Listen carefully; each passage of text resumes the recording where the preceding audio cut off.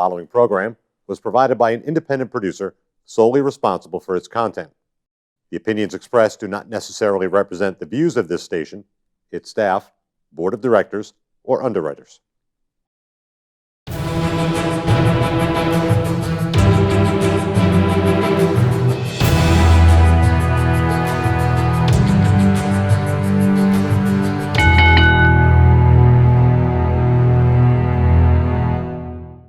Hi, welcome to The Ring and All Other Sports. My name is Leo Connors and I'm your host. And tonight, making his return, fourth time. I got Maverick Wild. Mav, thanks for coming on, man. You lack better options, apparently. Oh, no way. When I first started the show, you were one of the guys I had at the top of the list. You slick, you know what I mean? Jason Rumble was on that list. Jeff, who we're still waiting on. I heard that I'm better off going through Monica. You probably are. Yeah. The one thing I can tell you about Jeff is he doesn't like to be in situations where he's not totally in control. Right. So he may, that's why he does things online himself. Right. He doesn't do a lot of this kind of stuff. Because Sophia goes to my school, so I know I will bump into her eventually. Yeah. All right, so Matt, a few weeks ago, a female wrestler from the area, Delilah Hayden. Yes. It's no surprise, and Delilah's a nice girl. And again, none of this is that we're going to talk about now is out to bury her at all. No. Okay? Just want to let everybody know that.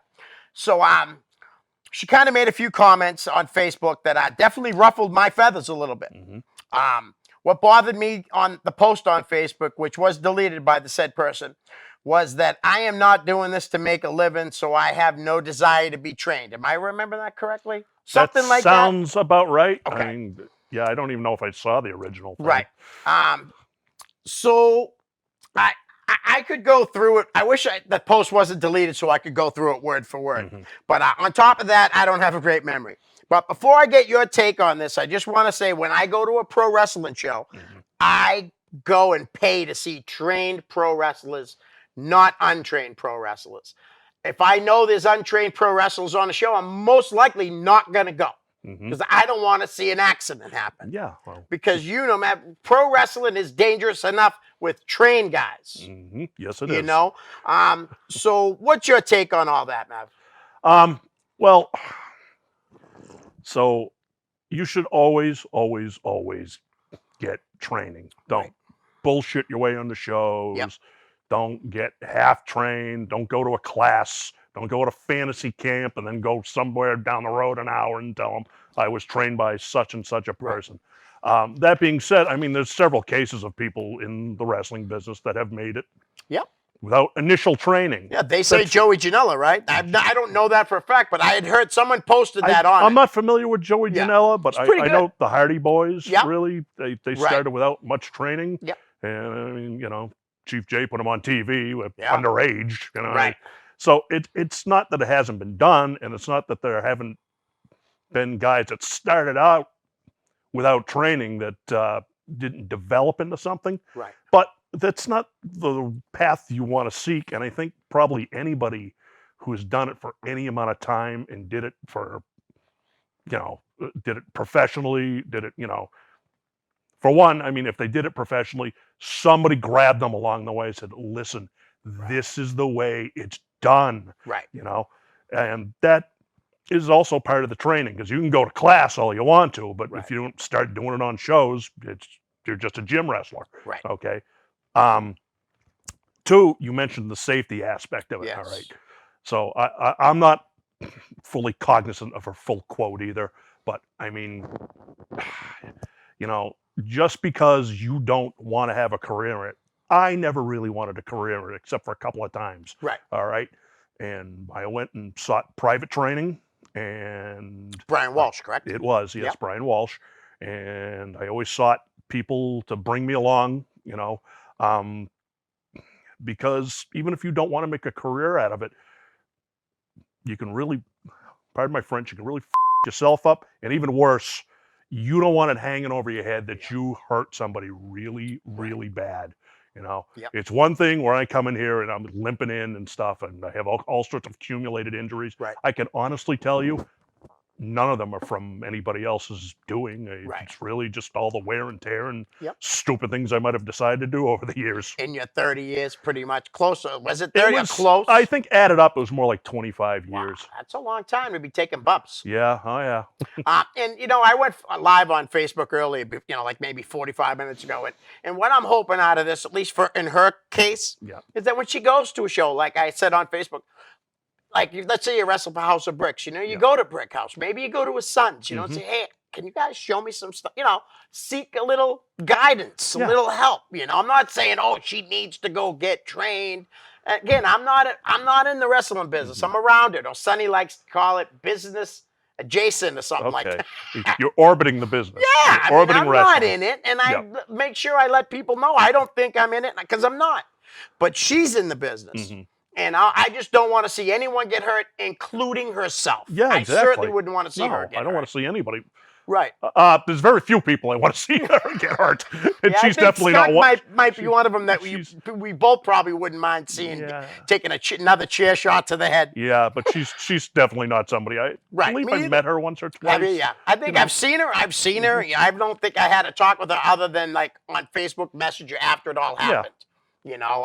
She had said on the post, on another post, why don't you come talk to, to everybody, just talk to me. So I did. Yeah. And she seems very nice, and I have her coming on August 26th, Mhm. and this way she said some of her words were misconstrued, and they possibly were. So she'll get a chance to tell her side and all that. She seemed like a nice kid. She really does. Good. So, Matt, we got a lot of fan questions. But before we get into that, I want to talk to you about, he's actually in the name game, so we're just going to call his name out now. Dylan Cage, who's going through a lot with his family and stuff. I know you wrestled against him. Did you team with him also, too, ever? I wrestled Dylan probably about half a dozen times Right. over the years. I wrestled a very, very good match with him in this tiny little hall in Connecticut one time. Right. And I had never worked with him. I had seen his work some, and I thought Right. it was good. And then we just, we happened to tear it up that night really well. Nice. And then we went back to the same place a month later, and it was me and him and Mikey or Mickey Whipwreck Yeah. in a three-way match that was just total. Like I would watch this match now and I would go, this is a shit. I can't Right. watch this stuff. Yeah. It wasn't penis spots, but I mean, it was just. At one time, I took a DDT on an inflatable killer whale. Right. At that point, Whipwreck was just looking to get by. Yeah. And I don't blame him, but Yeah. And but I mean, Dylan's a really nice guy. Right. Sometimes people found him a little off-putting because he was a self-promoter. Oh, okay. Okay, and I don't know why people are off-put by that because wrestling is a business of self-promotion. Right. But but I always liked Dylan, and I feel so bad about about the child. Little Dylan, he's a fighter though, that kid, huh? He really is. Yeah, he really is. You I mean, he had posted, it was like he was in the hospital for 110 days. I think he went home, and the only reason I brought it up because I knew you had wrestled him and stuff. Yeah. And I just wanted to say I'm glad to see your son's home. I wish you guys nothing but the best. and You're in it's a tough situation. I have a special needs stepdaughter, so it's tough. it is tough, and this one's even tougher. Because Yeah. it's so. Yes. Not to make it morbid, but there's a mortality issue Right. in place there. Yeah. And I remember I can't look at that stuff and look at my own kids and Right. realize how goddamn lucky I am. Me too. I Yeah. got 3 kids, and I Yeah. mean, they're all very healthy, Yeah. beautiful, smart. I'm blessed in Mhm. that aspect. But I just wanted to say that then wish you guys nothing but the best. And your son is quite the fighter, man. Yeah. God And he bless. has they're twins, Yes. so he's always going to have his brother right by his side to help him with things. So just wanted to say that, Dylan, let's get into the questions. Okay. I don't know if I want to ask this one. I'm not going to. Sorry, Bear. About pedicures. Oh no, you can Yeah, ask. I don't okay, care all right. about pedicures. He wants to know what you have against pedicures. What I have nothing against pedicures personally. Yeah. I have big gross feet, and I wouldn't want anybody handling the things. Right. It's my interest in saving humanity against my feet, really. I mean, I have long been known as like I have size 13 feet, and I'm walking around at 5'9", 5'10". Nobody wants to handle these gross, flat, hairy things. It's got to be I'm sorry, but it's got to be one of the worst jobs to handle, playing with people's feet. My oldest daughter has like a phobia of feet. She could never do the job. I remember when she was little, I'd like put my foot on her leg, and she would flip out, jump up, run, stop it, Dad. And of course, that would make you stop. Of course, yeah. So then my son would do it to her too. I mean, it was great. Kid Crazy wants to know, this will never stand up. Oh, it's about. Did you see the match I posted on Facebook of you and Yes. Yes. Okay. Yes. So that was you against Antonio Thomas. Yes. Yes. Yes. He said that on that post about that match. This match will never stand up to the heat they had in the building the first time that you guys were. Do you remember that? Yes, I do. Okay. That was Tell us a little about that. I remember that a lot because I remember Tanya Cornell holds a lot of these tapes. Yes. And at that point, it still would have been a tape, I think. Right. VHS tape. VHS or at the very early, DVD stuff. But so it was part of a 2-match set. Okay. And we did. He's definitely right. We did a match a month before. It was in Ludlow, Massachusetts. Same hall, Knights of Columbus, I believe. And it was really, really, really good. Yeah. And we had them really on the edge of their seats. And we did the old 15 minutes, and I was a champion. And he didn't. Were you the face or the heel? I was a heel. Okay. I usually preferred being a heel. Right. It's kind of. It was at that point in his career. It would have been very hard to be. Very hard to not be a heel. Definitely. Besides I had that stupid bleach blonde hair. I mean, it looked thoroughly hateable. My kids used to call that uber blonde. Oh yeah. Yes. Uber blonde. Love you, Taylor. Anyways, and no, we really kind of tore down the house that night, and so we came back with it, and that match was still good. I can note that in watching that match, I can see certain points in my in that match.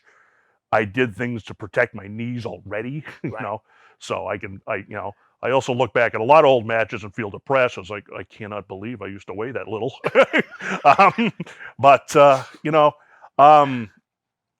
What I remember about that was Tom was just starting to come into his own. He was he's always been really, really good. He is good, man. But I've always pestered Tanya to put that first match up because she does have access to it, and she keeps.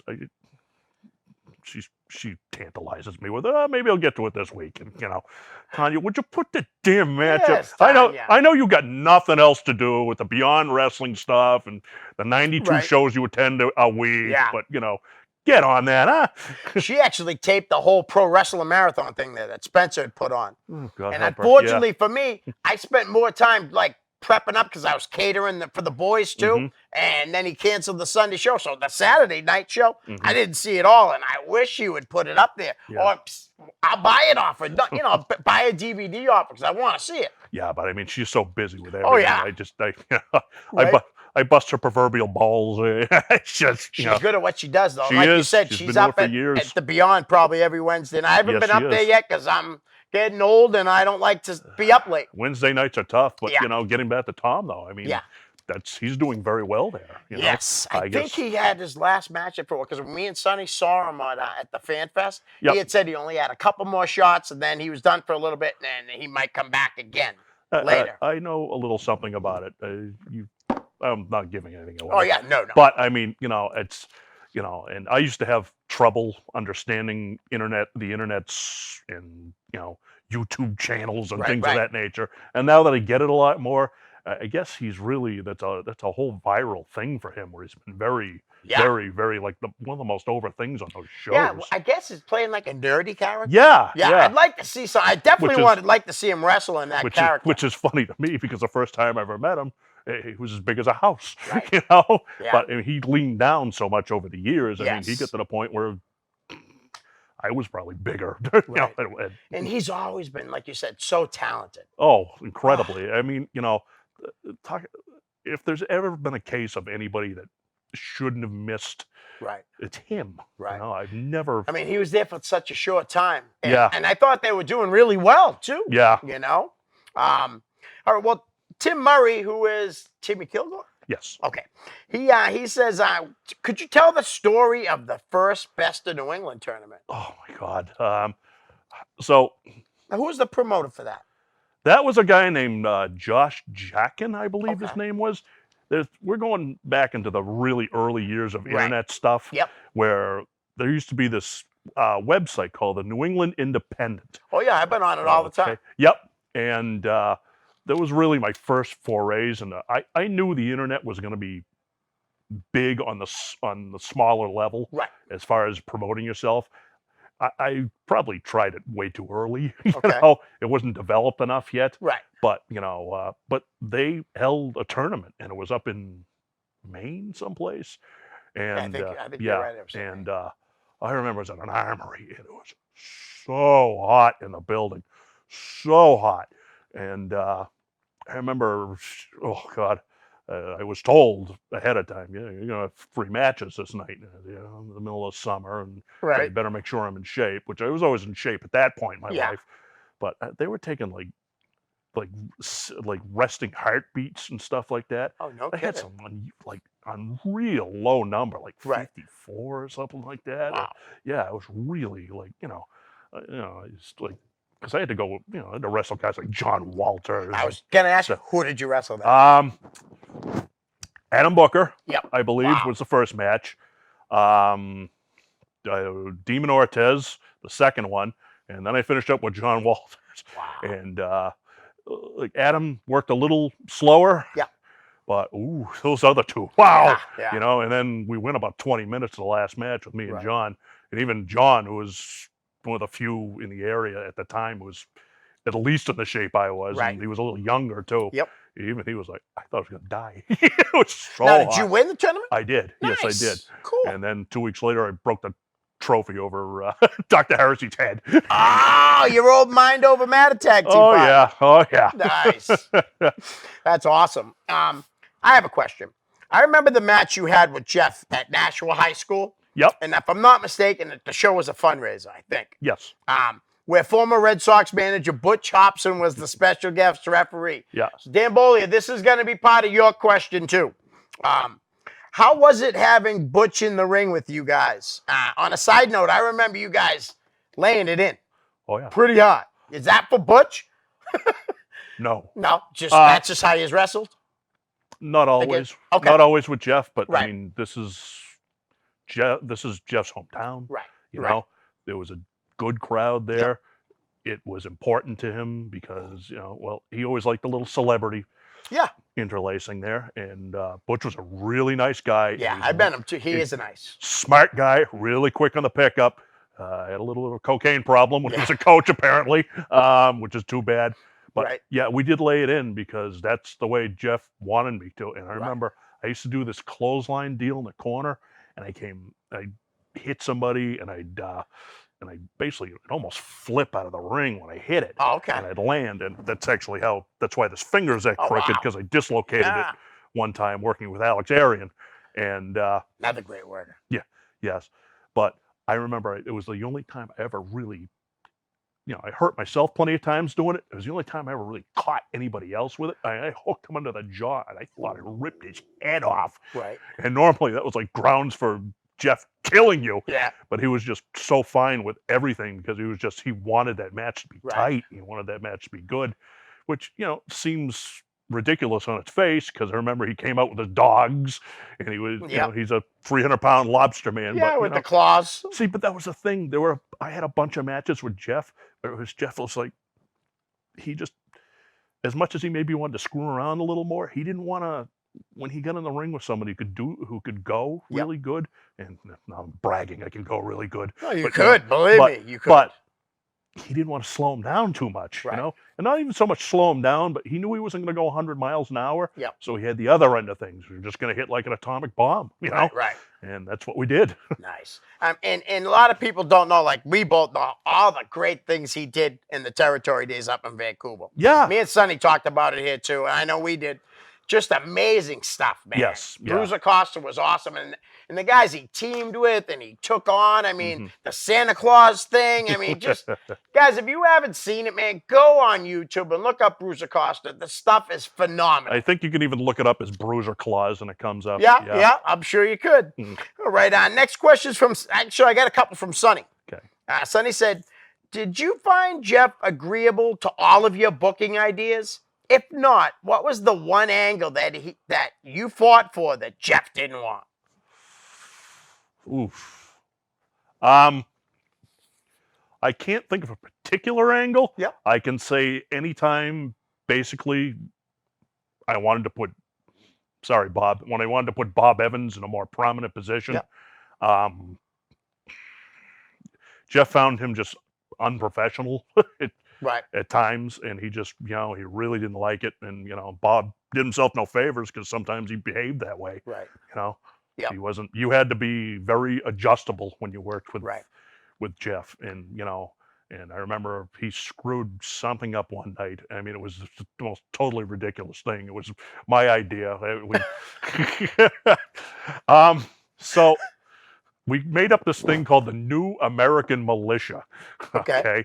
And it was actually just a way to try and get Bob over, you Right. know? So, because I guess Jeff he would always be in Jeff's doghouse, Right. And I'm like, well, here's something that's goofy enough that Jeff is gonna like, Yep. and I can get Bob in it, and I'll wrestle Bob, and the matches will be good, no matter how silly the premise is. Right. So we did this thing. It involves a lot of dumb mistakes on my part. I had never gone through a table before, Okay. so put that in the background. Okay. So I came out and did an interview and said that, I was still a heel at the time, and I was like screaming at the crowd because somebody had wrecked my car and had taken a knife and stabbed a note that said, "Beware the New American Militia." And I want to know who did it. Right. And then Bob Evans runs out. Okay. So I made a table specifically for this, right? I didn't know the gimmick to the table is, you hear people say, I caught the main supports and stuff like Right. that. No. That's like the worst thing you could do as far as Really? I'm concerned. Right. Maybe they make them different now, Yeah. but back then they used to be cheap. Right. What yeah. they used to do was they actually used to slow your fall down to the floor. Right. So I made this table that would just, we made sure nobody touched it because Yeah. this thing would just collapse if Right. you looked at it wrong. And it was a good thing I was wearing a leather jacket because Bob pitched me through this thing and it went everywhere. I thought I was going to die. It hurt so much, But then, I don't know, he was just supposed to show up the next, 2 weeks in Hudson with, camo gear, and he Yeah. didn't have it, and Jeff was pissed. No He wonder wouldn't- why he was in the Well, doghouse. actually, you know what? I'm forgetting the part that when he threw me through the table, Yep. it was the one and only time my wife has ever been involved in anything. She came out and just started screaming her bloody head off, and then Bob and somebody else kidnapped her. Oh! So we kept her kidnapped Yeah. for 2 weeks later. Right.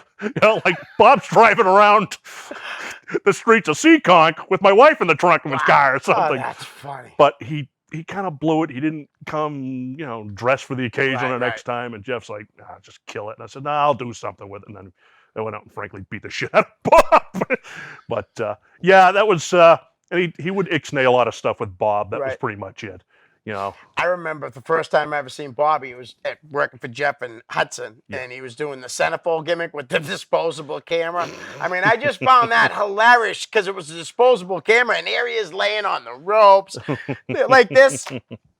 What is it? You know what I mean? Laying down. Oh, it was And that hilarious. that was probably Jeff's idea. Yeah. Because that's the other thing, that's the other thing Jeff always said. That's the ugliest son of a bitch I've ever seen in a ring. But then he had Congo Boy and he topped it. So Right. Well, and he didn't tell me he should wear a mask like he told Tony Roy. he did wear a mask Oh. actually at one point. He was for some shows after Wolfman was running the Right. thing. He was like the Bullet or something like Yeah. that. Okay. Sonny also wants to know, back in 1993, there was a local Fall River wrestler. I actually know who he's talking about, Bobby Moran. Yes.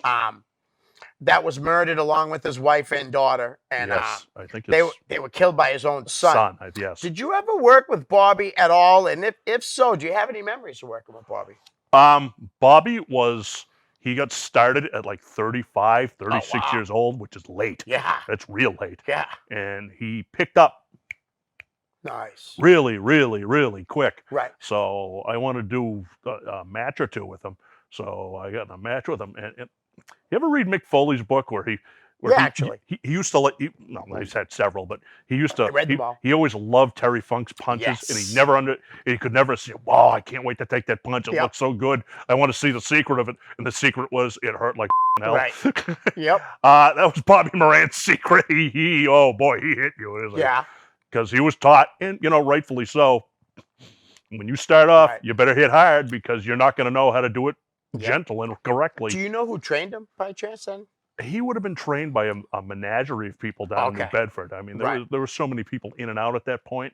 At that point, I think Phil Apollo was doing the booking, Okay. and so I think he was doing a little of the training, and then maybe Silvano Souza had some part in that, but I don't think he was there at that point. Right. So I can't really tell you exactly who trained Right. him.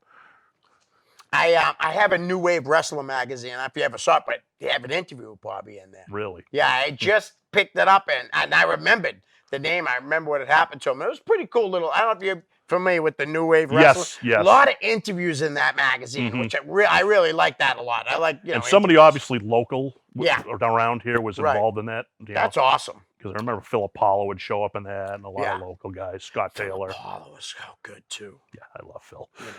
All right. So, Sonny, one more for Sonny. Did you ever have any interactions with Silvana Souza, positive or negative? Mine were mostly positive. Yeah. He was one of the people I grabbed to kind of try and mentor me Right. to some degree. You Yep. know, there are guys that will curse that guy, Right. and there are guys that will support him. Right. I will support, but you know what? The hell with it. I'm going to tell a story. All right. And it's for a guy that I feel surprisingly positive about. And this is going to bite a few people that people look up to a lot, actually. Right. So, Silvano Souza, Fred Sparta. Yep. Is that were- Mike's brother? I don't know if that's a real thing. Oh, But okay. yeah, but a Fred who used to run dojo shows. Yep. And Steve Bradley were Okay. running a hall in Manchester, and they it is a bad story. So Fred thought that Jeff was trying to sabotage his shows, Okay. and I don't know, maybe tore some posters down. I don't know. In the grand scheme of things, I don't know if that's the nastiest thing you can really do. Right. Okay, but Souza had a history with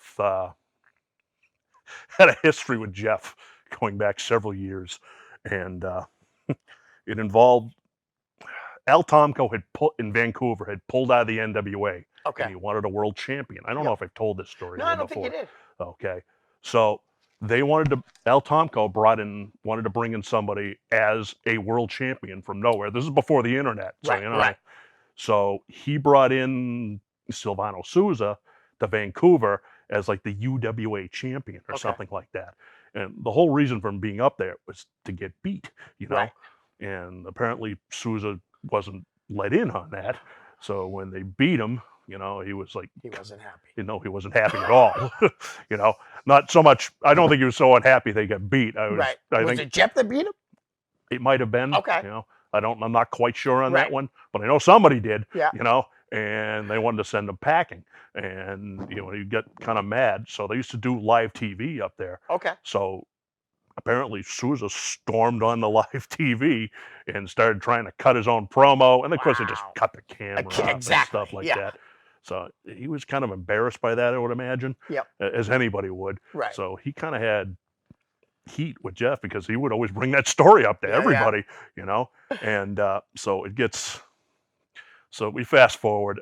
Things got dirty. I remember I got called by Fred Sparta, and he told me straight out, it was the dumbest business idea ever, that he was running the Hudson Lions Hall. He had booked it the day before a Jeff show, he had booked Bam Bam Bigelow and Rick Martel on the show. Wow. But he was doing this with like about a week and a half, 2 weeks advance notice. So it's not a good business plan at all. And he's telling me this over the phone, and I was like, oh, okay. And I had been working for Fred at that point. Right. So I said, oh, okay. And they had been arguing back and forth, and there had been tension.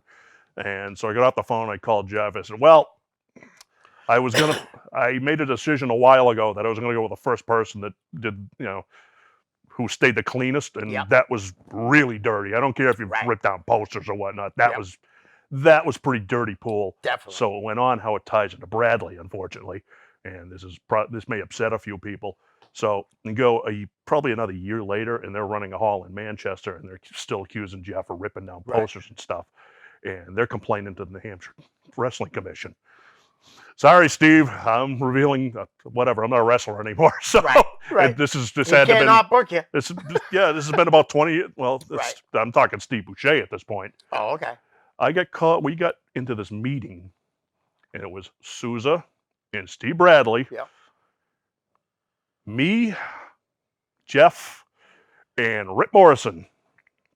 Okay. Yep. And so they were going to try and quell the waters, because they were acting like it was the territories, these guys. Yeah. And so they got to arguing, and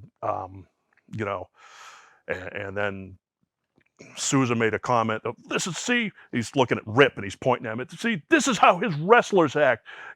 This is a licensed professional wrestler in this state. You're going to allow this? So Rip stood up, and this is the day I think I fell in love with Rip Morrison. He stood up and goes, oh, the problem is I'm a wrestler? Okay, no problem. He goes into his wallet and he takes out his wrestling license, because they used to give out licenses. Right. And he rips it up and he throws it in his face. And he looked at Steve, and it was, I can't remember his Bobby, I can't remember his last name now for the life of me. There were two commissioners, and Bob did mostly the boxing. Right. Rips it up, throws it in Sousa's face. And he goes, there, I'm not an effing wrestler anymore. You don't have to worry about it. Okay, and he's saying that to the commission. Right. Then he turns right at Sousa and Steve, and he looks at him, and he yells and said, if you with this man one more time, I will kill you. Wow. And like Sousa, who doesn't really know Rip, is like, I can't believe can't believe. But Steve's looking like, oh, I know this guy. This is serious, Yes. One guy you don't want to get mad. But I mean, again, another reason I fell in love with Jeff is Sousa like, he can't talk to me like that. Jeff just goes, he just did. Oh, I can see that too. That's awesome. Wow. That's a great story. And I love Rip too. He's a great guy. Yeah. I really would have loved to have had him on here before he went and moved down to Florida. Yeah. I was wrong. Sonny does have one more question. Okay. He says, when you were working for the WWE, did you hang with the enhancement talent? Or were they in separate dressing rooms? Were they treated well by the agents? It really all depended. I mean, the first time I went down, a couple times I went down, I went in a van with, I don't know if you remember his name. I think it was Sonny Blaze was his name. Yeah, I remember Sonny Blaze. He was. He worked for Smoky Mountain, I think, too. He was supposedly Pat Patterson's boyfriend at the time. Boy toy. And I think so. He was in charge of getting guys down to TV. So we all hung in a van. And then I remember I went down one time, I think it was Rick Fuller and Rever Redemption were in my car. I had this old Chevy Cavalier, and I had like about 1,500 pounds of human in the back, not counting myself. I don't know if I'm going to make it. But, and then I would go down a lot with Phil and Scott Taylor after that point. Right. So I would hang out with them, and we would meet up with some of the other guys and stuff like that. You don't know fun till you've seen the Bushwhackers or the Sizzler. Yeah, I bet. Yeah, it's something else. Right. That's hilarious. Now, did you guys have your own dressing room or? No, that was it was pretty much a broad area for everybody. Very few people had their own dressing room. Hogan, and then a lot of times they would try and rib the guys. Oh, that's Hulk's locker room over there. It wasn't even on the TV. Right. You know, That's but funny. no, not many people. Vince McMahon, of course, had his own dressing room. Right. You know, I once saw Vince McMahon accosted at a Raw at the Manhattan Center one time by some very fat, stinky wrestler who was Really? trying to get himself booked, and Vince had him escorted off the property. And Wow. yeah, but yeah, Nice. no, you're pretty much mixed. You know, Yeah. Kid Crazy wants to know. This is the first of a bunch of them here from Crazy. If it were you, and Flash Fahrenheit in the Skunk on a sinking ship, and there are only 2 life jackets, who would get them? I don't think you're gonna like this answer, Crazy. Well, I'd give the first to Flash. Yep. And I'd put the second one on, and then if it failed me, I would float around on your bloated dead carcass, Jared. I knew you were gonna give one to Flash because I know you guys are friends. I love the guy. I know always you do. have. He also wants to know, why did I wake? This is him saying it. Why did I wake up in Portland, Maine one morning and check my MySpace to find a note from you that I was no longer welcome at your shows after working for you the night before while I was still your champion? Do you remember that? Yeah, he went on with that question and said it was because he thought he had a bad match with somebody Right. or something. He was Jared always kept things really, really. He was on the edge with how he garnered heat as a heel, and he was spitting on somebody, and I just, you know, I was like, no, Yeah. sorry, you know. And he had been warned a couple of times about, Right. you know, being too far into it, and Yep. so that was just like, that was the last straw. I was so mad that I didn't want to talk to him personally. Right. That's why that happened, you Yep. know. See, got to be more professional there, Crazy. Just kidding. Just Still teasing you. one of my favorite guys ever to wrestle. He was good, man. Yeah, he was. Really was. Nathan Fuller, a good friend of mine from the show of the show. What do you guys think of AEW? I thought it was good. Whatever, it's good. But what do you think about all I've that? only watched snippets of it. Yeah. I like that it's well financed.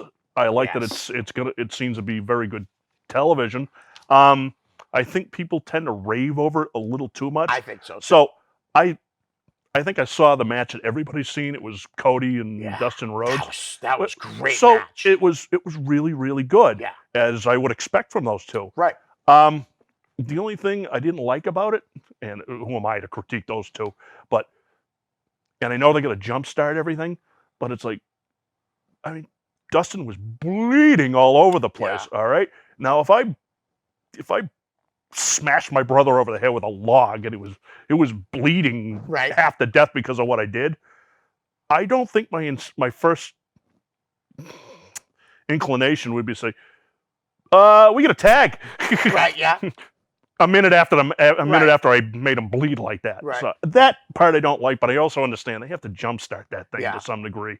I was You know? over Sonny's house watching that show. He invited me over to watch it. And honestly, that match, I really love the Pat Patterson Sergeant Slaughter match, Yep. the boot camp match. Yes, that's And incredible. I'll tell you, man, that after watching that match, I said it right to Sonny. I said, man, that's up there as good as Patterson. The You know match, what I mean? And Slaughter. in and of itself, it was an incredible match. Yeah.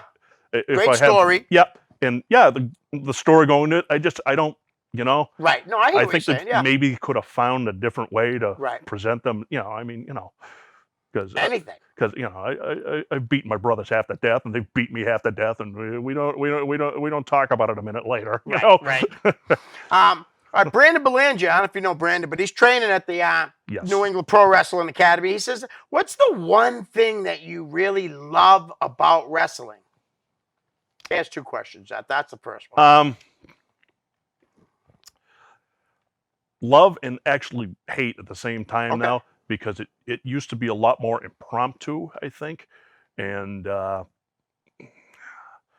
I used to love just being able to go out there and, for the most part, wing it. Yep. You know, I mean, you did talk over Right. stuff, you know, but I was always, this may happen, this Yep. may happen, or it may not happen, Right. and we're going to see how this goes. Right, because as a veteran, sometimes you just play off the crowd, how they're reacting to things too, And correct? I think, yes, and I think a lot of that's gone by Right. the wayside. It really has, you know, and and that bothers me. It's Right. it's why I can't really totally invest in watching it anymore. Right. You know, because that element out of it, it's not completely gone. I'm sure Right. there's people out there that can still do it. I'm Yep. sure, But it's just a lot of it is so, and some of it's due to necessity. I mean, TV times and things Right. of that with nature, and people reflect on local shows what they see on television. That's only natural. Right.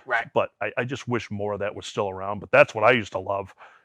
I used to love if there was a lull in the crowd and all of a sudden I just did something stupid or I just did something. I remember I wrestled a kid one time. I don't remember his name. And big scar right here, big huge scar. And it was in Hudson, and he had been doing a bunch of stuff to me, and I just whacked him one time with everything I had in that Right. scar, and the whole crowd just went whoa. And I was like, yeah, see, that sounds simple and it sounds Right. stupid, but I loved reactions like Right. that. And you were playing it off the crowd like we Yeah. were just talking about. Mhm. Nice. And here's one more question. Then there's a question about young talent in New England. I can't wait to ask it. But when you step inside those ropes, what kind of a feeling did you get? He's probably thinking, he's probably got some feeling when he steps to the ropes training. I was always nervous Were you really? Yeah. every time. Wow. No, I was always nervous right before I went out, and Oh, okay. then usually that just went away. And, Right. I was just, I guess the feeling was I was ready for anything. Yep. I was Nice. ready for anything. I would try and sort through in my mind. All right, we went over some stuff, and hopefully, I can remember everything. But Right. but if I don't, I don't. Yep. But I did once I went out to the crowd. Right. And especially as a heel, I Yeah. got in the ring and just an insulting jerk. um, I really liked that feeling of, Right. all right, I'm going to pull him in. I'm Yeah, going to yeah. pull him in. I'm going to pull him in. I'm going to pull him in. And that's why I don't, not big on the non-impromptu kind of stuff. Right. Because you can't do that. It's harder to do that. Yep. If you go from point A to B to C to D and, it doesn't work from point A, Right. it's kind of hard to just throw it all out the window, if that's what you only know how to do. Right. Adam Nessel wants to know, when you watch younger talent in New England, Yes. what is your biggest pet peeve? I'm going to just real quick, I'm just going to say, I have a feeling he wants to know like your opinion on fake grenades and that, I forget. I think Dick Lane does something. So a pet peeve to me is Yeah. is something different than something like the hand grenade spots Okay. and the penis spots Right, and right. even thumb up a bum spot. Yeah, I hate that. I think there's something intrinsically wrong Right. with that. I do. I'm sorry. If there's plenty of people out there that probably do it, Hey. and I'm sorry. I've always felt that way. Right. I mean, those are I hate things like that. Right. And I was fairly goofy in the ring. I'd be Yep. the first to admit it. Yeah. But there was a cutoff point where I don't like it. I just Right. don't. As far as a pet peeve, as things that annoy me that Yeah. probably aren't all that major, could we stop with all the f***ing super kicks? Oh my God! I know it's not a finish. I know things have It used to be a progressed. great finish. Yes, and I understand things have progressed, and Right. I understand the 1930s a body slam was a Yep. finish, and things progress, and I understand that. But does everybody have to do one? Every match. Oh my God! Every match, Yep. multiple sometimes. Yeah. It's like That's part of the Young Bucks gimmick, actually, right? The super kick over and over and over. and that's probably who popularized it, Right. And I just no. And you know what? It'd be fine if it stopped with them, I think. Right. But it's like everybody's gonna do one, Yeah, and everybody's yeah. gonna do multiples. Right. I mean, It's like the clothesline used to be in the 80s and Yeah. 90s. It's like, knock it off! Right. Find something else to do! I mean, Chris Adams and Shawn Michaels used it as a finish. They hit you with it once, Yeah. and it was all over. Yeah, it was done. Right. Which I get. Doesn't have to be that way anymore. Right. But can it be, like the DDT developed, where it's Yep. something you have in your back pocket to turn around a Exactly. match? Or Right. only one or two guys on the show use it. Now it's like, oh my God. You can see, you can watch it. It's like, here it comes, Yep. here it comes. Yeah, super kick. Awesome. Yep. And your super kicks look great. Just, I don't want to see 30 a show. Right. Now, this is from a family member of mine. Ref Rich Landon, how many times have you been on Leo's show and how much did you pay him? Trust me, man, I'd pay him, but don't tell him that. How about Brian Privatera wants to know, how's Flex Lavender doing? He always brings us up. Yeah. Flex Lavender is a guy I had a match with in probably my second year in wrestling. Just one match you've had Yeah, with on him? ICW television. Yep. And he always brings that match up. And I used to go, God damn that son of a bitch with a Flex Lavender match. But I figured out why he always brings that match up. Why? Because he's mystified that I had a better match with somebody nobody's ever heard of in their entire life Right. than Brian's ever had in his entire life. And I was in my first and second year of wrestling. Ah. You suck! See that, Brian? All right, Lawrence Lovejoy, what advice would you give someone that is considering starting his own promotion? Find somebody else's money. Yeah. Right. That sounds, it sounds, Get a money man, right? well, get somebody else, Right. to pay some of the bills. Right. I mean, and I'm not even talking, I'm talking dragging the guy over the coals financially. It's just, don't chance it all on your own. Right. I did it, and Yep. all I could do was run, very low budget shows because I was running on a very, very, very tight shoestring. Right. And that was the wrong way to approach it. Those times are gone. I mean, you need multiple sources Right. just to get started. Yeah. Secondly, I would definitely get involved with a YouTube channel. I would Yes. definitely set yourself up for things like that. Right. I'd have a professional looking website, and not just Facebook, and Right. don't just or Facebook or Twitter. Don't depend on just that. Right. Have something professional looking. I mean, my biggest mistake when I was running shows was I was running shows that I would have loved to see. Just very, Yeah. Here's a ring, Yeah. go out there and work. I Right. used to tell my guys, I used to ask my guys, what is that thing we all wrestle on? And they look at me and they go, that's a canvas. Yep. You know who else works with canvas? Artists. Exactly. That's where you paint. Yep. Go paint a masterpiece. Nice. And it sounds very trite, but Yeah. but that was what I like to see. Right. Now you need the backdrop. Now you need everything else around it. Yeah. Tommy Mack, who obviously you're friends with Tommy. When he was here, he was saying how when he runs, he doesn't really have a promotion, but when he does promote, he was saying here how he likes to hit every type of avenue. You know what I mean? He does. Now TV, radio, news, anything. Now he does it a little different. He doesn't Okay. really need a lot of money people involved, but I mean he will tell you straight out. He runs 2 to 3 shows a year. He Yep. can put everything he's got into those shows. Right. So if that's what you're looking to do, you can run it on your own. Right. Just take his advice because I don't, as far as a guy who only runs a limited amount of shows, but gets the most bang for his buck. He actually he's did an because I went example. to that last one. There was a lot of people there, man. And you know what? I got to tell you, I was a little skeptical because it was Sunday. Yeah. And it was Concord. I remember Jeff Right. got killed running in Concord several times. Right. Yes. It was just, it never struck me as a wrestling town. Yeah. And I was like, ooh, boy, that's a big chance. And Yeah. he pulled And it off. He had. Yeah. It was easily over 500 people. Honestly, easily. Yeah. And he did a great job. Real quick, if you could touch on this, and we got less than 10 minutes. And I kind of wanted to do the name game a little if we could. How would you rate Butch Hobson's skill as a referee? Dan Bolia. For a guy who just never done it before, Yep. it was great. Was it? you Yeah. know? Cool. Oh, yeah. See, the good thing, well, again, it was me, it was Jeff. Right. We're out there just calling everything on the fly, Yep. and Butch was very acceptable to things like that, Nice. He asked us, you guys have anything planned? And we said, no. He said, okay. Justin Giard wants to know, back in Yes. 2009, you let a skinny little white Jewish kid train to wrestle. What was your favorite moment of his many stupid moments? Oh, God. My favorite moment, we call him Jewish Justin, because, well, he was Jewish and Yep. his name was Justin. So he's a nice guy. He's a Is nice he? Yeah. guy.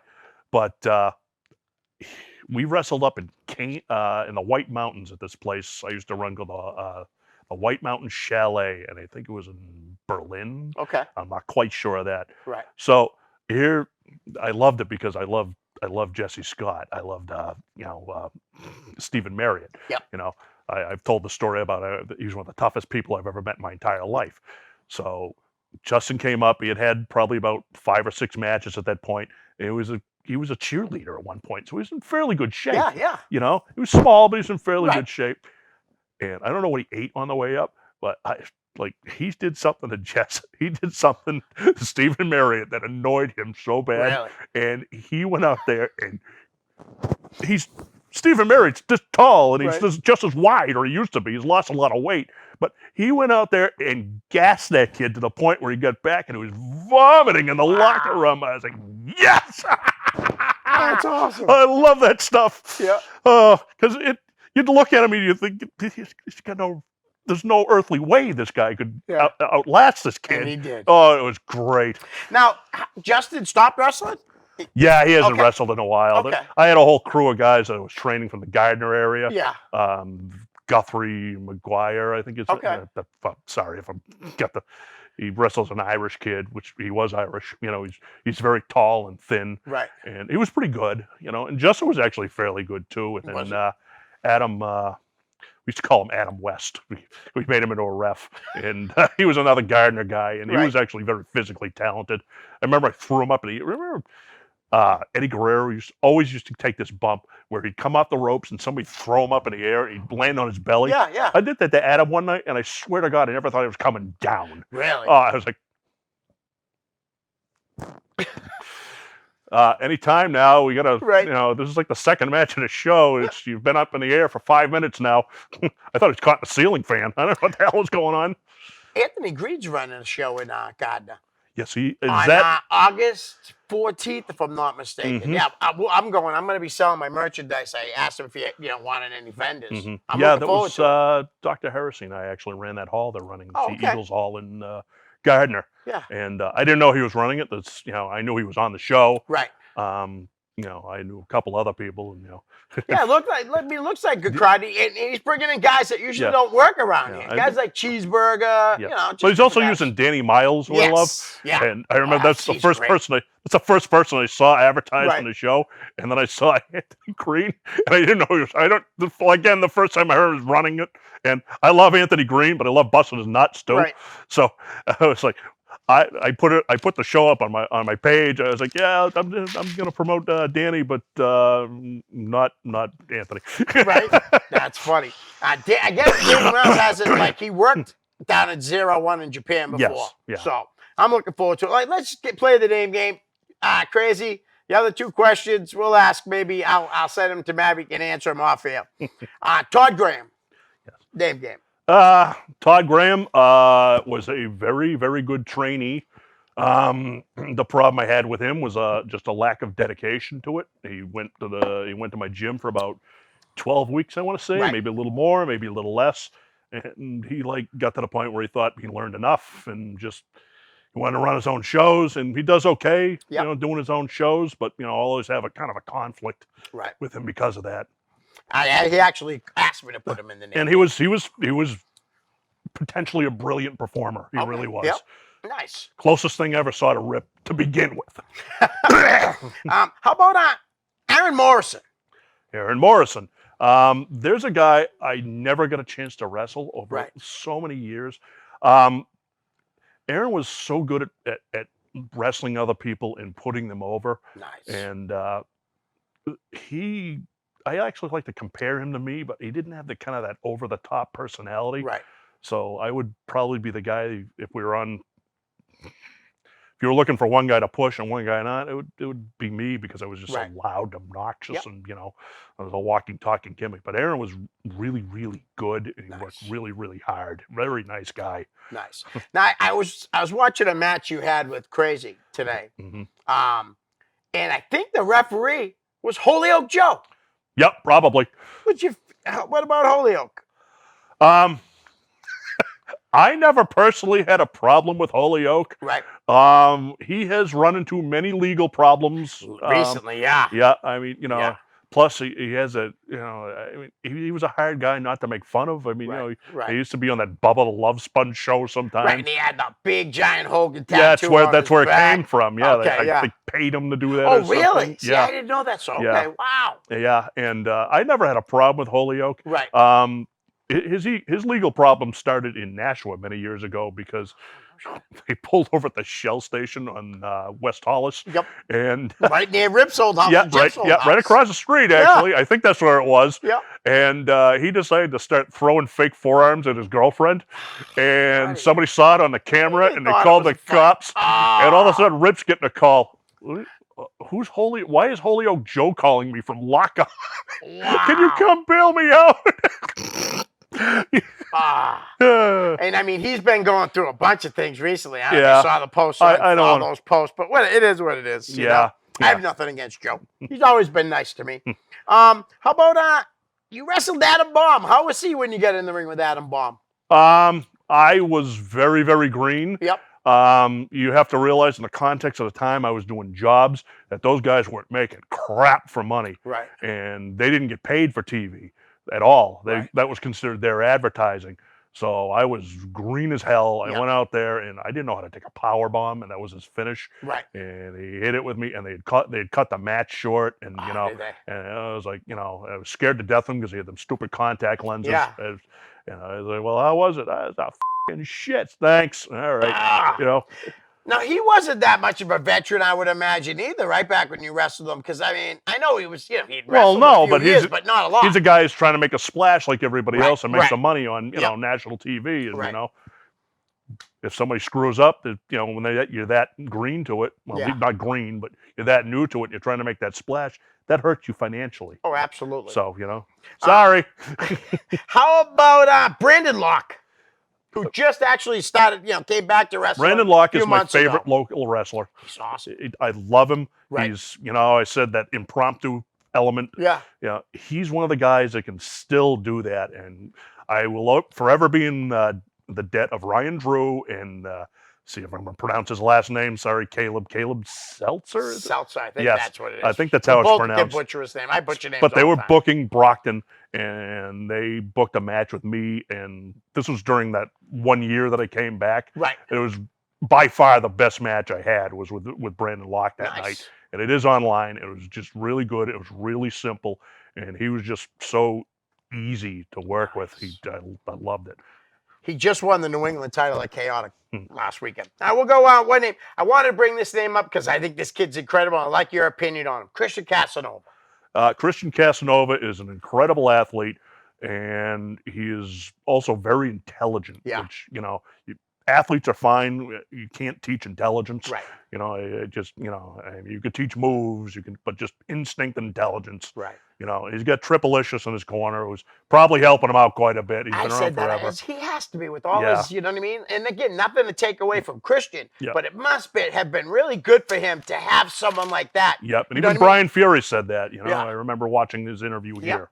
So I think that I'm a huge fan of Killanova. I Yes. am. It's my second favorite faction of all time behind Special K and Ring of Honor. I love those. That was a great gimmick, I thought. Mav, we're gonna have to do this again. yes, I'll put you in the rotation, and we'll Okay. we'll get you in there. all right, sure. All right. Thanks for coming on again. Love Really. coming on. I love having you. Guys, that's it. We're out. Peace.